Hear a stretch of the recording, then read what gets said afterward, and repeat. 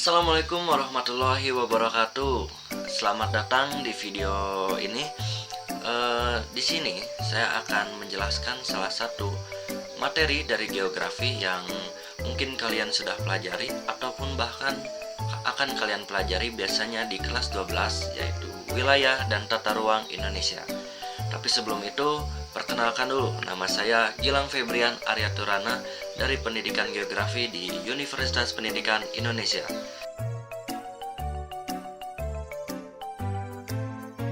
Mungkin kalian sudah tahu ya, Universitas Pendidikan Indonesia yang bisa disebut UPI. Oke, lanjut ke materi.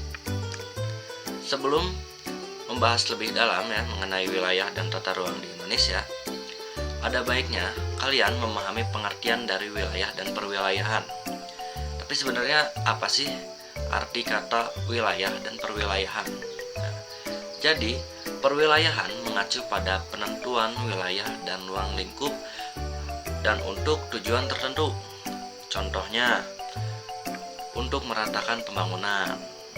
Sedangkan wilayah adalah bagian dari permukaan bumi yang memiliki karakteristik tertentu dan sistem yang ditentukan berdasarkan aspek administrasi dan fungsional. Kalau dilihat dari definisi wilayah tadi, kata kuncinya terletak pada karakteristik. Tetapi, wilayah biasanya memiliki karakteristik tertentu.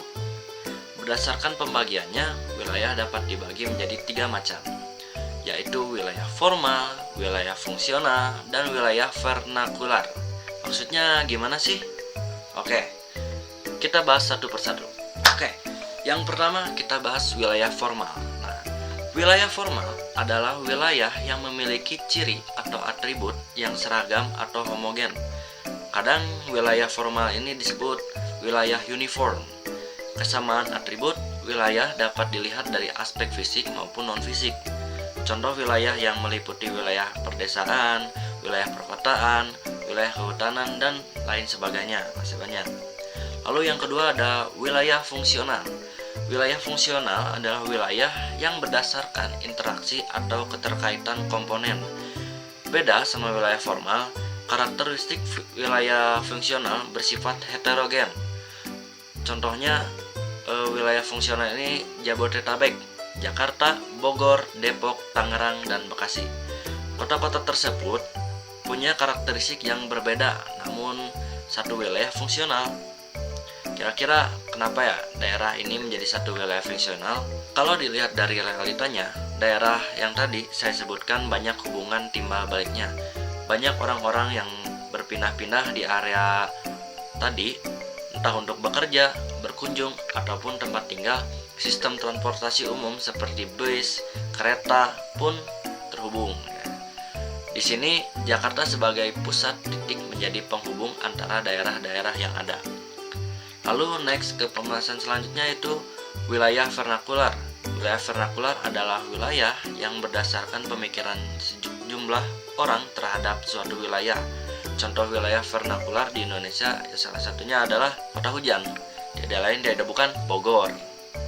Nah, tadi kita sudah bahas yaitu mengenai tentang wilayah. Nah, lalu di topik selanjutnya kita akan membahas tata ruangnya. Nah, di bagian ini kalian akan mempelajari mengenai pengertian tata ruang geografi. Sebenarnya tata ruang wilayah itu penting gak sih? Memangnya tata ruang wilayah itu kayak gimana gitu. Nah, di sini kalian bayangin ada suatu kota yang dulunya itu berantakan atau bisa dibilang ya jelek lah. Lalu pemerintah memutuskan untuk merevamp kota tersebut dari mulai gedung-gedung yang tinggi, gedung-gedung bagus gitu, diperbaiki, terus patung-patung dan monumen yang sebelumnya nggak terawat jadi dirawat kembali, diperindah kembali dengan taman-taman dan lain sebagainya. Nah, dengan hal seperti tadi, kita bisa melihat yang kota atau suatu wilayah yang dulunya tidak enak, tidak terawat, itu akan menjadi sebuah kota yang indah, gitu kan? Nah, di sini apa itu tata ruang? Nah, jika didefinisikan, tata ruang itu yaitu wujud struktur ruang dan pola ruang. Struktur ruang itu mengacu pada susunan pusat-pusat pemukiman dan sistem jaringan prasarana. Sedangkan pola ruang adalah distribusi peruntukan ruang dalam suatu wilayah untuk fungsi lindung dan budidaya. Lalu, apa yang dimaksud dengan ruang? Menurut Undang-Undang Nomor 26 Tahun 2007, ruang adalah wadah yang meliputi ruang darat, ruang laut, dan ruang tuang udara termasuk ruang di dalam bumi sebagai satu kesatuan wilayah. Jadi bisa kebayang ya apa itu ruang. Lanjut, ada rencana tata ruang wilayah atau RTRW.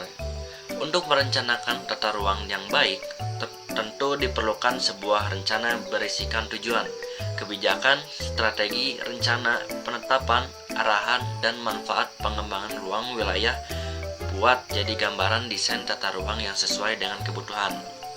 Nah, rencana ini disebut Rencana Tata Ruang Wilayah atau RTRW.